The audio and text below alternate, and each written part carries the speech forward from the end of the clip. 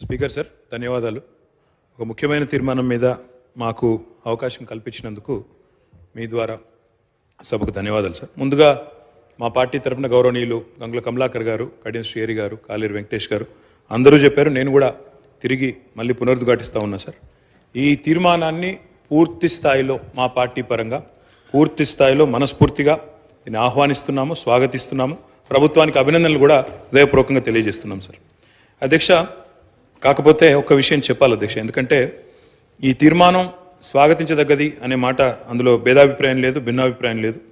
మా నాయకులు, ప్రతిపక్ష నాయకులు, గౌరవ పెద్దలు, తెలంగాణ తొలి ముఖ్యమంత్రి కేసీఆర్ గారు ఈరోజు కాదు అధ్యక్ష, 2004 డిసెంబర్ 17 నాడు ఆనాడు UPA 1 గవర్నమెంట్లో కేంద్ర మంత్రిగా ఆనాడు వారు ఇక్కడ మన రాష్ట్రంలో, ఆనాడు ఉమ్మడి ఆంధ్రప్రదేశ్ రాష్ట్రంలో ఉండే బలహీన వర్గాల సంక్షేమం కోసం పోరాడే ఆర్ కృష్ణయ్య గారు, వకులాభరణం కృష్ణమోహన్ రావు గారు, ఇట్లాంటి పెద్దలందరినీ కూడా తీసుకొని ఆనాటి అప్పటి ప్రధానమంత్రి గౌరవనీయులు మన్మోహన్ సింగ్ గారి అపాయింట్మెంటు వారు కోరినారు సార్. ఎందుకంటే బలహీన వర్గాల సమస్యల మీద మాట్లాడాలి, సమయం ఇవ్వండి అని కోరితే ప్రధానమంత్రి గారు ఒక 5 నిమిషాలు సరిపోతుందా అని అడిగినారు.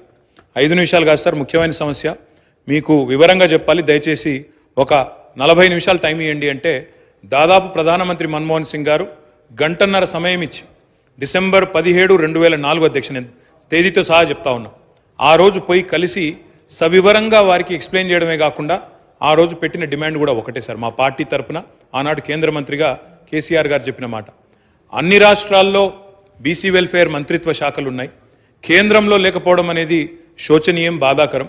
కాబట్టి ఓబీసీ వెల్ఫేర్ మినిస్ట్రీ ఖచ్చితంగా పెట్టండి అని ఆనాడు ఒక సహచర మంత్రిగా ఆ రోజు కేసీఆర్ గారు ప్రధానమంత్రి గారిని ఇక్కడ నుంచి మొత్తం సోదరులందరినీ కూడా తీసుకొని పోయి ఆ రోజు డిమాండ్ చేసిన విషయాన్ని కూడా నేను గుర్తు చేస్తా ఉన్నా అధ్యక్ష. ఆ రోజు డిమాండ్ చేయడమే కాదు, ముఖ్యమంత్రిగా ఆనాడు తెలంగాణలో 2014 తర్వాత ఒకసారి కాదు అధ్యక్ష, 2 సార్లు తీర్మానాలు కూడా చేసి పంపించినాము.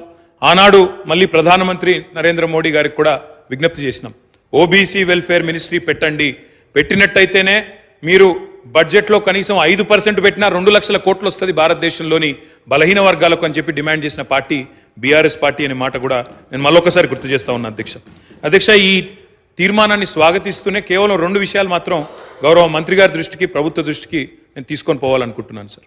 అధ్యక్ష, ఏ కార్యక్రమం చేపట్టినా ఇప్పుడే గౌరవనీయులు గంగుల కమలాకర్ గారు ఒక మంచి మాట చెప్పారు. బీహార్లో ఈ ప్రయత్నం చేసినారు, అక్కడ జనరల్ అడ్మినిస్ట్రేషన్ డిపార్ట్మెంట్ ద్వారా, GAD ద్వారా అక్కడ ఈ కార్యక్రమాన్ని వారు ప్రయత్నం కూడా చేసినారు. ఆనాడు JDU కాంగ్రెస్ పొత్తులో ఉండే అనుకుంటా, అక్కడ ప్రయత్నం RJD పొత్తులో ప్రయత్నం చేసినారు.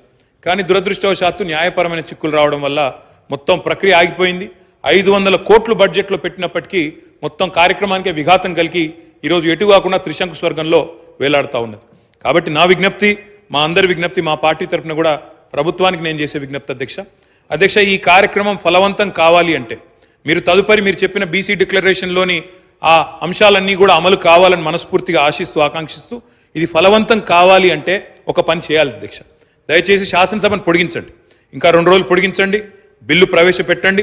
చట్టబద్ధత ఉంటేనే ఈ కార్యక్రమం ఫలవంతం అవుతుంది తప్ప లేకపోతే విఫలం అవుతుంది సార్.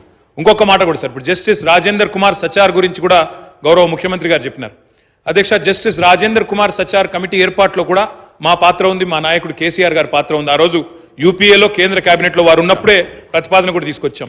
ఇప్పుడు ఎందుకు చెప్తా ఉన్నా ఈ మాట అంటే అధ్యక్ష, ఇలాంటి తీర్మానానికి ఒకవేళ నిజంగా ఆశించిన ప్రయోజనం నెరవేరాలంటే, ఎందుకంటే నేను నిజంగా పాయల్ శంకర్ గారు మాట్లాడింది విన్నాను, కాలేరు వెంకటేష్ గారు మాట్లాడింది విన్నాను, శ్రీహరి గారు మాట్లాడింది విన్నాను, శంకరన్న మాట్లాడింది విన్నాను. అందరి గొంతుల్లో ఒక ఆవేదన ఉంది అధ్యక్ష. మా మంత్రి గారికి కూడా చాలా ఆవేదనలో, డెఫినెట్గా వారికి కూడా ఆవేదన ఉంది. ఈ సెక్షన్కి లాభం జరగాలి, ముఖ్యంగా బలహీన వర్గాలకు లాభం జరగాలి, బీసీలకు లాభం జరగాలనే ఆకాంక్ష స్పష్టంగా పార్టీలకు అతీతంగా అందరిలో ఉంది.